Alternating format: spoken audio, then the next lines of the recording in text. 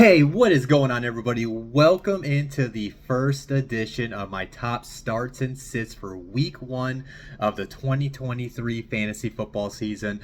By the time you guys are watching this, it's going to be just underneath 24 hours from the kickoff of the Chiefs and Lions, and the NFL season is going to be right underway. Just in case I have any first-time listeners, to kind of give you guys a idea of the format I do for my starts and sits every week, I give you guys my top two starts and my top two sits. For the quarterback, running back, wide receiver, and tight end position. I obviously factor in, I'm not going to give you guys the obvious start, so I'm not going to say, hey, you probably should start Patrick Mahomes, or a Christian McCaffrey. I'm not going to say that. You'll never hear those names in the start. You'll hear some guys that are kind of on borderline. Maybe they get to the point of where I shouldn't have to tell you guys to start them every week. But I'm also not afraid to give you guys some sits with some high-profile names, or actually it's going to be in this video, a little spoiler there. But with that being said, let's just go ahead and dive right into this video. Starting with the quarterback position, as I always do. My top start of the week is going to be Trevor Lawrence. Obviously, everybody knows right now he has a great passing attack in that Jaguars offense because he got the addition of Calvin Ridley, you got Christian Kirk back, they got Zay Jones, they got Evan Ingram, and then they also got Travis Etienne Jr. and Tank Bigsby out of the backfield. But it's also because of the matchup. They are going against a Colts defense that is going to have a young secondary. Their starting outside cornerbacks are Darrell Baker Jr. and Dallas Flowers. Dallas Flowers started one game in his career. So these are young, inexperienced cornerbacks that the Jaguars offense can take advantage of in this matchup. So I could definitely see Trevor, and Trevor's performed pretty well against the Colts in the past. So I could see him getting easily to 250 plus passing yards and getting 2+ touchdowns for you in this game. My next start, now this might not be a guy you're starting in your seasonal leagues, just because you probably have a better quarterback option. But if you're in the leagues like Superflex leagues, or if you're putting together some daily fantasy lineups this weekend, I think you can maybe go with the option in Sam Howell. It's going against this Cardinals defense. I'm pretty sure everybody knows the Cardinals are going to be probably the worst team, the worst record by the end of the year, and they really don't have much in their cornerback room. Now, obviously, they got Budda Baker and Jalen Thompson as their safeties. Marco Wilson, we'll have to see if he's going to develop into a quality starting cornerback for them. But with that being said, it's a very thin cornerback group there in Arizona. It sounded good like Terry McLaurin will be playing this week. He did practice today, so I can see that Washington Commanders offense coming out swinging in their passing attack and taking advantage of the matchup. And I could definitely see him, pushing to that 250 plus yards and those 2+ touchdowns that you would like to see out of your quarterback in your lineup. And I think he could be like I said, I think he could be a very good sneaky play for you in your daily lineups this week. My top sits, I'm gonna go with Kirk Cousins against the Bucs. Obviously people are down on the Bucs entering this year because of their quarterback situation, but you also got to remind yourself that they do have a pretty good defense still, right? They got Vita Vea and Shaq Barrett up front. They got Devin White and Lavonte David in the middle, and then when you look at their cornerbacks, they got Carlton Davis, Jamel Dean, and they got Antoine Winfield Jr. in the back end of the defense as a safety. And now, obviously, I think Justin Jefferson's going to do his thing, but I wouldn't be surprised if the Bucs defense does give them some problems throughout the game, especially with their the Vikings offensive line. We'll have to see how they perform this year. So if Kirk's under pressure, Kirk might not be able to get his passes off in time. And if they can do their way to at least minimally take away Justin Jefferson, I could see Kirk Cousins having a down game to start the season. My other sit, I know people are going to be very high on this offense entering the season just because of how they look throughout the preseason, but I would avoid putting Kenny Pickett into your lineups this week, whether it's a seasonal lineup or a daily lineup. And it's just because he's going against that vaunted 49ers defense that came out today, that Nick Bosa just got paid, so Nick Bosa is going to be in the lineup, so he can totally throw off any offense in the league. And then you just factor in who they have in their defense with Fred Warner and everybody, and they got the new addition at the D tackle spot, which I am dropping the name, the guy that came from Philadelphia, used to play for Pittsburgh as well. So yeah, I just can see this 49ers, who's always been a traditionally tough defense to play against, given Kenny Pickett and that Steelers offense some problems on Sunday. Moving into my top starts and sits for the running back position. My top starts, it's going to be in that first game. Jahmyr Gibbs and David Montgomery against the Chiefs. If you guys are unaware, Chris Jones has yet to come to a contract agreement with the Chiefs. He is set to miss the game tomorrow night, and when you're missing that talented of a 3-tech in that defense, it's going to open up rushing lanes for the Detroit Lions. Now, it would help just with any offensive line not having Chris Jones, but when you have arguably the best offensive line going against a defensive line that's without their best players, I expect the Lions are going to take advantage of that. I expect that they're going to lean into the rushing attack, and regardless if it's Montgomery or Gibbs, I think they're going to both put up numbers tomorrow night against the Kansas City Chiefs. So yeah, I mean, I know you're probably already going to play Gibbs, especially where you took him, but if you're maybe got Montgomery in those mid rounds, I definitely think he's worthy of a flex play this week. My other start of the week, I am going to go with J.K. Dobbins against the Texans. And while I do expect D'Amico Ryans to improve this defense as he's able to add to it, the problem is that defense just doesn't have a lot to offer. And it's the first game underneath his coaching. So it's not like it's going to be a flip of the switch and all of a sudden the Texans defense looks like the 49ers defense. That's just not going to happen in my opinion. So I think J.K. Dobbins is going to take advantage of a defense that was giving up a lot of rushing yards last year. And then also too, you got to factor in, I can't you just see like maybe Lamar Jackson and that Ravens offense, going up 2+ touchdowns pretty early in this game, and then by the time it gets to the fourth quarter, third and fourth quarter, they're going to want to start leaning into their rushing attack to burn the clock.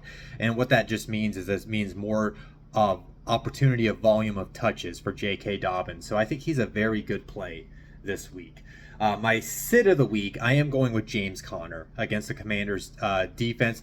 Couple reasons. A, Cardinals' offensive line's not that great. B, they don't have a legit threat. It's going to probably be Joshua. It sounds like it's going to be Joshua Dobbs at the quarterback position, but I don't think the Commanders are going to be scared of the Cardinals' passing attack. So what that means they're going to be able to do is they're going to be able to load 8 people within the box, and they already have a stacked defensive line going against a poor offensive line, and then they're able to stack the box with 8 players.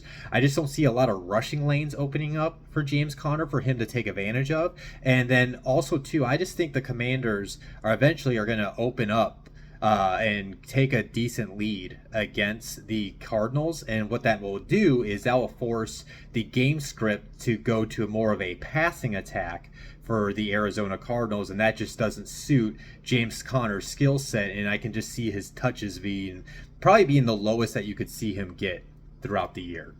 And then moving into the second sits, it's going to be a Rhamondre Stevenson and Ezekiel Elliott against the Eagles. Now, I do understand that maybe you did take Rhamondre Stevenson in the 4th to 6th round, depending on what size of your league that you're in, and you're like, hey, I drafted him to be my RB2. I need to have him in their lineup. Well, this leads to what I've always talked about with players like him and another player I'm going to mention in the next section. If you do feel like you need to play him because of where you picked him, I understand. I would just temper my expectations on playing Stevenson, and then I would definitely avoid Stevenson and Ezekiel Elliott against that Eagles defense. Mainly it's just because of the Eagles defense, right? They are stacked within the defensive front. I can see them closing up rushing lanes, and then we'll have to see how their offense is going to be good. I do have some belief in this Patriots defense, but I mean, if all of a sudden the Eagles, if their offense is clicking like it did at the end of last year to start this game, and if that Eagles defense gives the Patriots offense problems, and then you start to see the Eagles kind of get that 2-score lead at some point in this game, and then what that's going to do is going to make the Patriots offense lean into more of the pass, and that's just going to take away opportunities in the rushing attack for Stevenson and Elliott. So that's why I would consider avoiding having them in your lineups this week. Moving into my top starts and sits at the wide receiver position. My top starts, for everything I said about Sam Howell, it's going to carry right into Terry McLaurin and Jahan Dotson against the Cardinals. I'm not going to rehash everything I already said. Like I mentioned, they have a very inexperienced, thin cornerback group. I think Terry McLaurin and Jahan Dotson are going to be able to take advantage of that, and Sam Howell and the rest of the passing attack is going to be able to spread the ball through the air against the Cardinals on Sunday. My second start, it's going to be Nico Collins against the Ravens. Now, if you want to consider one of the other wide receivers, Robert Woods, Tank Dell, or John Mechie, I totally get it. I just don't think we have a clear path, a clear picture on who's going to get the second or third most targets in that passing attack. I think we've seen enough based on last season and what we've seen in the preseason where we could trust Nico Collins in your lineup this week. And it's mainly because there's a couple reasons. Marlon Humphrey I did not see the Ravens injury report, but when he got his surgery early in August, it sounded like he was going to miss at least 2 games. And that Ravens cornerback group, there is not much outside of him right now. Their best cornerback, looking at their roster outside of Marlon's Rock is Sin. So with that being said, I think there's an opportunity, even if the game was close, Nico is going to be able to take advantage of some matchups. But like I mentioned earlier with when I was talking about J.K. Dobbins, right? I could see the Ravens going up 2+ scores on this Houston Texans team. And then what that would mean is the Texans will have to pass the ball quite a bit, and that just more volume, more targets coming Nico Collins' way. My sit of the week, I've been kind of hinting at this throughout the video. It's going to be Davante Adams against the Broncos. Now, I get it, right? You probably drafted him in the 2nd or 3rd round of your draft. Maybe you drafted him as your wide receiver 1. I don't expect you to take him out of your lineup.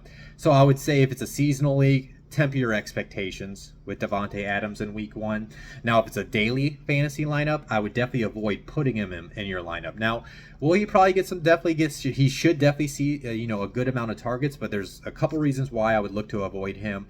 I just don't trust Jimmy Garoppolo. Davante Adams even said earlier in the offseason that he didn't really have much belief in what the offense could be. I just gotta see this connection between Jimmy and Davante before I can trust them, especially in my daily lineups. And then when they're going against a Broncos defense that does have Patrick Surtain, who's considered already in his young career as a top 5 corner by some people. So I expect him to be shadowed by Patrick Surtain throughout the matchup. And then you combine that with a quarterback you don't really trust. If you can, I would avoid Adams this week.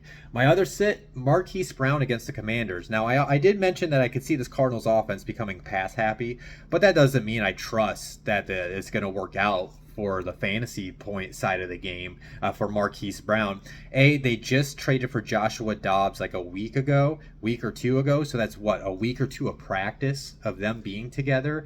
Do they have the chemistry and the timing on the routes? And it's just a situation where I don't trust the quarterback situation. And so until I can see some type of level of consistency in between targets and production from Brown, I would definitely avoid having him in your lineup to start the year. Moving into the last section, my tight end top starts and sits. I'm going with Dalton Kincaid against the Jets. I think there's going to be some open passing lanes for Dalton Kincaid against the Jets on Monday night. Obviously, they got Sauce Gardner, they have DJ Reed, they have a very good secondary, and I can see the focus of the secondary on Stephon Diggs, Gabe Davis, and the other wide receivers. Obviously, they still have Dawson Knox too to use in 12 personnel. So what I think this is going to lead to is I think there's going to be a lot of one-on-one opportunities for Dalton Kincaid, and with them not having much tape on him, I could see him sliding into open holes within this defense. I think he is a good enough route runner where he can create separation on the New York Jets linebackers, and I wouldn't be surprised if he comes out and gets you, maybe it's not a lot, maybe it's just 4 catches, 5 catches for like 50-60 yards and a touchdown, but sometimes that's all you need out of your tight ends. My other start, I am going to go with Dalton Schultz against the Ravens. Not to say everything I said about Nico Collins, but it's the same thing, right? I could see the Ravens going up 2+ scores. I could see them having to go to a pass-heavy game script in the second half, and that just leads more opportunity for Dalton Schultz to see those targets. I could easily see him and Nico Collins having the first and second most targets at the end of this game. And then he's going to be that big body presence for CJ Stroud, and I could see him getting a touchdown in this matchup against the Ravens. Moving into my sit of the week, my two sits of the week, I'm going with Okonkwo against the Saints. That mainly is just because the history of the Saints, when you go back and like the previous, it seems like every year, the Saints are like the number one team that tight ends don't score fantasy points against. So that's a big reason why, is just based on the Saints' history as a defense against the position in fantasy. And then also too, we really don't know, like obviously Chigo's in line to take the next step and to take a larger role this season. But with the addition of DeAndre Hopkins, and then you got Treylon Burks, and then you obviously got Derrick Henry, and this is more of a run focus offense as it is. I don't think we have a clear role and a clear path to seeing where you could trust Chigo's amount of targets that he'll see in this game, where you could put him in your lineup in week 1 and you can trust the outcome. My other sit, this is just a gut feeling for me. I'm just going Cole Kmet against the Packers. I just think the Packers have the potential to have a really good defense this year. And I'm also kind of curious what this passing attack is going to look like with the addition of DJ Moore. They got DJ Moore. They got Darnell Mooney. They got Chase Claypool. Obviously, they got Cole Kmet.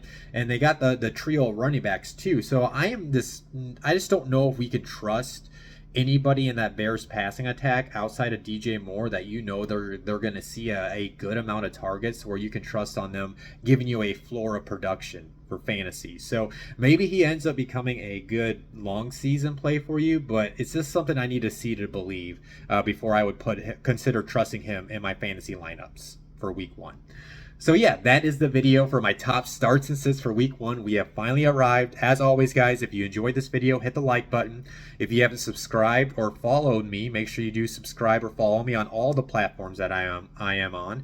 And as I've always done, if you guys have any questions about players I did not talk about in this video for starts and sits, get in my comments. I'll try to get back to you as soon as I can. But other than that, guys, I cannot wait for these games to start. I'll talk to you next Tuesday when I do my waiver wires and streamable defenses. Talk to you guys later. Peace out.